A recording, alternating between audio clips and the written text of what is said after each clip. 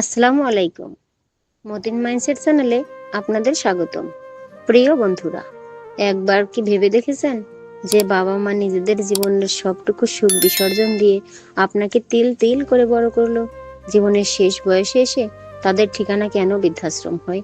আজকের গল্পটি এমন এক হতভাগ্য বাবার, যার জীবনের করুণ কাহিনী আপনার বিবেককে নাড়া দেবে এবং চোখে পানি এনে দেবে। চলুন শুরু করি। রহিম সাহেবের বয়স এখন 70-এর কাছাকাছি। শহরের এক কোলাহলমুক্ত বৃদ্ধাশ্রমে তার দিন কাটে।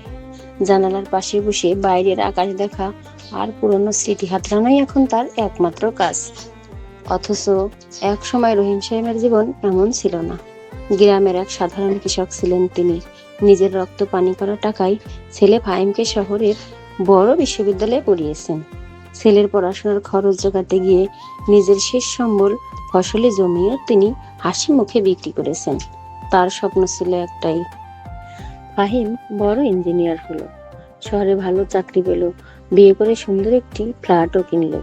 রহিম সাহেবের স্ত্রী মারা যাওয়ার পর তিনি একেবারেই একা হয়ে পড়েন। ফাহিম বাবাকে শহরে নিজের কাছে নিয়ে আসে। প্রথম কয়েক মাস ভালোই কাটছিল, কিন্তু ধীরে ধীরে রহিম সাহেব যেন এই আধুনিক ফ্ল্যাটের বেমানান এক বস্তুতে পরিণত হলেন। তার পুরনো অভ্যাস, গ্রামের সহজ সরল কথা বলা ছেলের বউয়ের কাছে বিরক্তির কারণ হয়ে দাঁড়ালো। ফাহিম কাজের চাপে ব্যস্ত, আর বউয়ের প্রতিদিনের অভিযোগ। একদিন ফাহিম বাবাকে গাড়িতে করে নিয়ে এলো এই বৃদ্ধাশ্রমে। বাবাকে বলল, বাবা, এখানে তোমার সমবয়সী অনেকেই আছে, তোমার ভালো সময় কাটবে, আমি প্রতি সপ্তাহে এসে তোমাকে দেখে যাব। বাবা জানতেন তার ছেলের সংসারে তিনি এখন একটা বোঝা। সপ্তাহে গড়িয়ে মাস হলো, মাস গড়িয়ে বছর। ফাহিমের আসার সময় আর হলো না। ঈদে শুধু একটা ফোন আসে, বাবা এবার তো ছুটি পেলাম না, পরের বার আসবো। রহিম সাহেব জানেন এই পরের বার আর কোনোদিনই আসবে না। গল্পের মোড় ঘুরে অন্য এক জায়গায়।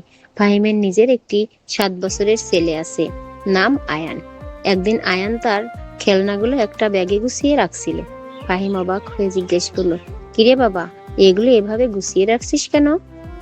আয়ান খুব স্বাভাবিক গলায় উত্তর দিল, বাবা, আমি আমার পুরনো খেলনাগুলো গুছিয়ে রাখছি। তুমি যখন দাদুর মতো বুড়ো হয়ে যাবে, তখন তোমাকে আমি যখন ওই বৃদ্ধাশ্রমে রেখে আসবো, তখন এই খেলনাগুলো দিয়ে আসবো। তুমি সেখানে বসে বসে খেলবে। ছেলের এই ছোট্ট একটা কথা ফাহিমের বুকে বজ্রপাতের মতো আঘাত করল। সে যেন মুহূর্তেই নিজেকে ভবিষ্যৎ দেখতে পেল।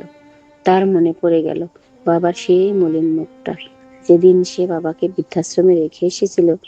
অনুশোচনায় ফাহিমের দু চোখ বেয়ে পানি পড়তে লাগলো।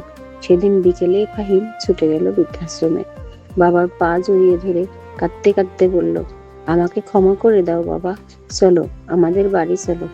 রহিম সাহেব ছেলের মাথায় হাত বুলিয়ে বললেন, বোকা ছেলে, বাবা মায়েরা কি কখনো সন্তানের উপর রাগ করে থাকতে পারে? ভিডিওটি ভালো লাগলে লাইক দিন এবং আপনার বন্ধুদের সাথে শেয়ার করুন। আর আমাদের মতিন মাইন্ডসেট পরিবারের সদস্য হতে চ্যানেলটি সাবস্ক্রাইব করতে ভুলবেন না। সবাই ভালো থাকবেন, সুস্থ থাকবেন। আল্লাহ হাফেজ।